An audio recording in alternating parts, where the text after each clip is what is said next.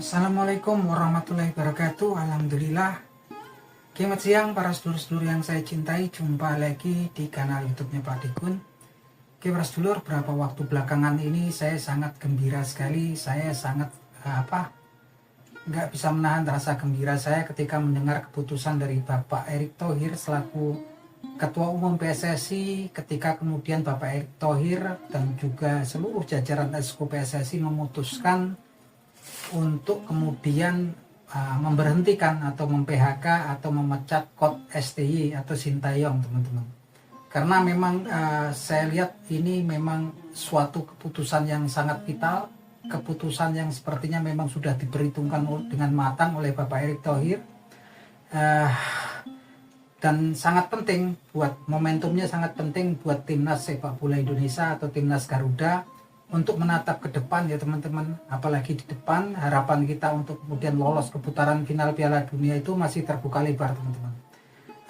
Kenapa saya bilang kemudian saya begitu mendukung, begitu mengapresiasi keputusan Bapak Erick Thohir dan secara khusus dan secara umum para Exco PSSI, karena memang kalau saya sendiri menilai Coach STY ini banyak kontroversialnya ya teman-teman. Kalau kita lihat memang semenjak dia bergabung dengan Timnas Indonesia di akhir tahun 2019, dia ini sampai dengan saat ini nyaris hampir sekitar 5 tahun ya kemudian melatih Timnas Indonesia. Saat ini kita sama sekali belum pernah memperoleh gelar ya ketika era pelatihan daripada STY. Bahkan salah satu legasi daripada seorang pelatih adalah mempersembahkan gelar untuk timnas yang dia latih. STY akhir 2019 memperkuat timnas kita, melatih timnas kita. 2020 Piala Tiger atau Piala AFF, STY kita kalah dari Thailand. Kemudian di tahun 2022 lagi-lagi di Piala AFF kita kalah oleh Vietnam ya teman-teman. Dan terakhir kemarin keputusannya sangat kontroversial,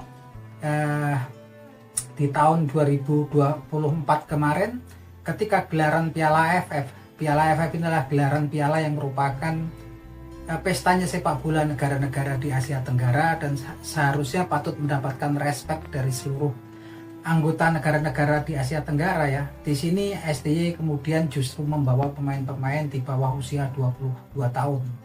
Yang jelas alasannya macam-macam, alasannya untuk regenerasi, untuk mempersiapkan SEA Games. Kalau saya sendiri kok berpikir STY sudah ngerti ya, karena sepertinya susah untuk kemudian menghadapi Thailand ataupun Vietnam tanpa menggunakan pemain diaspora. Sehingga dia membawa pemain-pemain di bawah usia 22 tahun, sehingga kalau kemudian kalah pun tentunya akan mendapatkan toleransi, pastinya seperti itu ya teman-teman. Karena kalau kemudian dibilang Piala AFF itu kemudian piala ciki-ciki gitu kan, piala yang nggak masuk agenda FIFA, tapi kemudian matchnya poinnya juga dihitung untuk peringkat FIFA gitu kan, dianggap bukan levelnya Indonesia. Oke lah kalau yang ngomong kemudian adalah Singapura, Malaysia ataupun Thailand yang sudah menangkan 6 kali Piala AFF ataupun kemudian Vietnam gitu kan.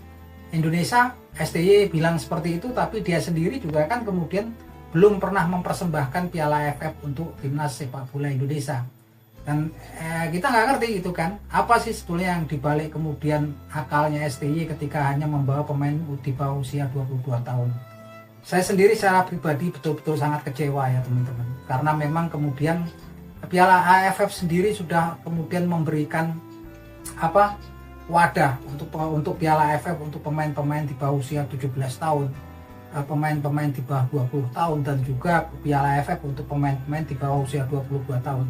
Seakan-akan Indonesia ini negara yang sepertinya memang dikenal sebagai negara yang etikanya tinggi gitu kan, santunnya tinggi gitu kan, tingkat budayanya tinggi, sepertinya nggak respect, nggak menghormati kemudian pestanya negara-negara di Asia Tenggara dengan adanya piala senior tapi kemudian menurunkan pemain-pemain junior.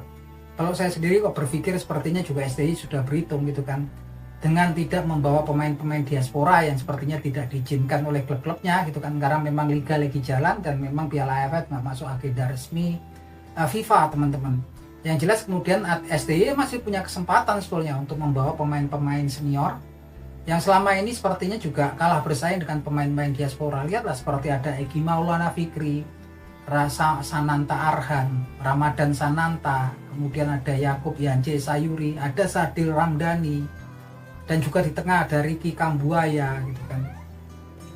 Banyak pemain-pemain yang berbakat, yang Witan Sulaiman segala macam itu kan sebetulnya, Malik Rizaldi, mereka kalah bersaing ya dengan pemain-pemain diaspora. Harusnya dikasih kesempatan gitu kan. Karena lagi-lagi timnas ini milik kita bersama. Berilah rasa keadilan untuk semua pemain-pemain baik yang diaspora ataupun lokal. Ini tampaknya sepertinya timnas jadi kayak punyanya STY sendiri gitu, semaunya sendiri gitu kan. Dan sepertinya STY ini memang kemudian nggak pernah mau mendengarkan masukan dari PSSI ataupun keluhan para fan ketika kemudian Elkan Bagot yang dianggap melakukan kesalahan fatal kemudian dibuang begitu saja ya, gitu, nggak ada kompromi. Begitupun juga ketika seorang Eliano Render yang kemudian dikebut oleh PSSI dengan jaringannya Bapak Erick Thohir kemudian bisa dipercepat kedatangannya, justru nggak dipakai. Hal-hal seperti ini tentunya akan menimbulkan disharmoni antara pemain-pemain, karena kebanyakan pemain-pemain kita ini kan pemain dari diaspora, dari Belanda, teman-teman. Saya ngerasain itu kalau lihat kemudian kemudian si rombongannya si siapa, Rafael Struik, terus kemudian Sandi Vos, responnya dengan STY ini sebenarnya kurang ketara ya bahasa non-verbalnya. Lagian STY juga bermasalah dalam komunikasi. Kalau kita lihat rata-rata pelatih internasional tuh dulu kayak ada Arsene Wenger tuh menguasai 7 bahasa. Gimana pelatih-pelatih internasional menguasai 3 atau 4 bahasa. STY sudah melatih kemudian 5 tahun timnas kita, dia kemudian masih tetap nggak bisa bahasa Inggris ataupun bahasa Indonesia. Dia menggunakan penerjemah yang bisanya bahasa Korea ke bahasa Indonesia, dan konyolnya lagi butuh lagi penerjemah dari bahasa Indonesia ke bahasa Inggris untuk pemain-pemain diaspora.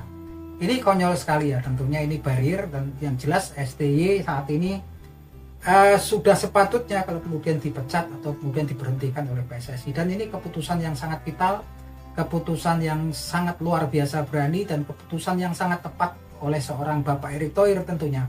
Pak Erick Thohir ini luar biasa kredibilitasnya, dan nggak sembarangan dia seorang menteri ya, seorang menteri birokrat sekaligus dia ketua PSSI, tapi dia juga pernah punya klub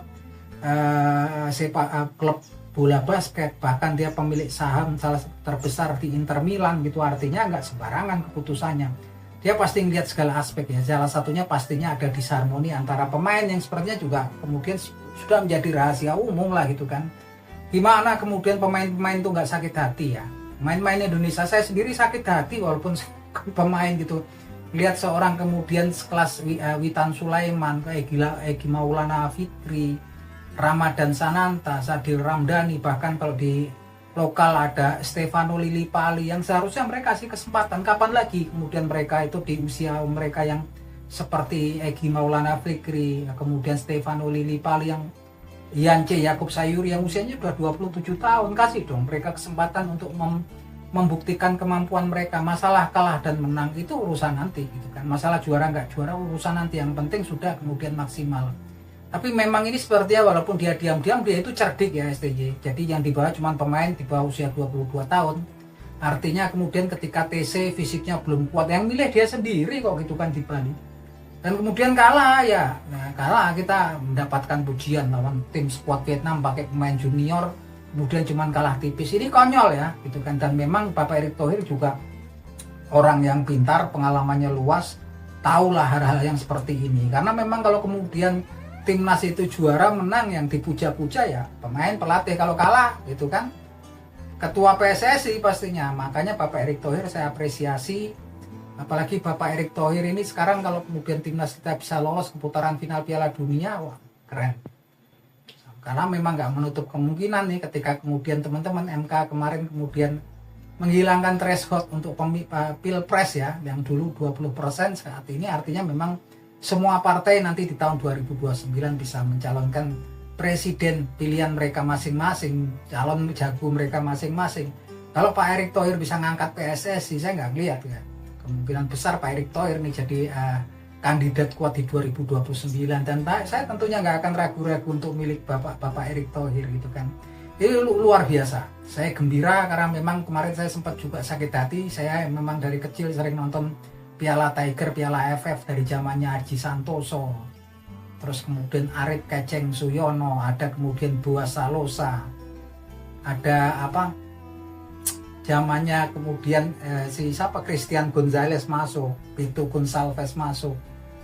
Kemarin saya nggak ngeliat gitu kan, dulu zamannya Bambang Pamungkas, walaupun memang kalah tapi semangat kita nonton. Kemarin sama sekali saya nggak ngeliat, cuma sekedar kadang-kadang lihat beritanya aja, dan saya udah muak. Dan kemudian saya betul-betul bersyukur, gembira sekali dengan keputusan yang tepat dan tegas dari PSSI, kemudian memecat si STI. Dan apalagi ini yang mau didatangkan pas ya, kemudian memang nggak ada barrier bahasa lagi, yaitu kemungkinan besar adalah Patrick Kluivert. Patrick Kluivert juga nggak sembarangan, ini pemain yang mulai karirnya di PSV Eindhoven sebagai striker, kemudian pindah ke Liga 1 Prancis, Lille, kemudian dia masuk ke Newcastle United di Liga Inggris. Nggak lama kemudian dia jadi bintang di Barcelona, striker Barcelona. Dari ratusan tampilannya di Barcelona, dia udah mengemas sekitar 60 gol lebih ya Patrick Kluivert, sebelum kemudian pensiun dan balik ke Ajax Amsterdam. Artinya Patrick Kluivert ini pengalamannya luar biasa. Nggak cuma di timnas Belanda, tapi dia pernah di Liga Belanda, Liga Prancis, Liga Inggris, dan Liga Spanyol.